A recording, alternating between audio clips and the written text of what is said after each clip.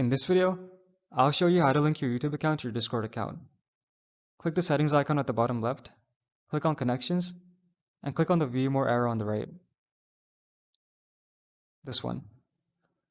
From the list of icons, click on the YouTube icon at the end.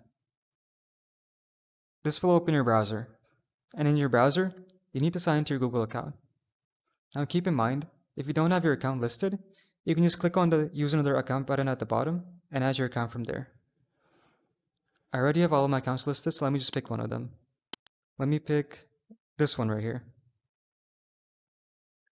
Now, click on the Allow button to allow Discord access to your channel information.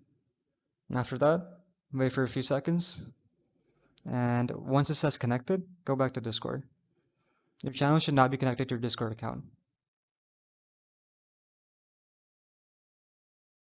If you go back to settings and go back to the connections tab, you'll see your account listed over there. If you want to double check this, you can go to a server, click on the members list, click on your profile, view profile, and there it is. There's a channel. And that's it. Thank you so much for watching.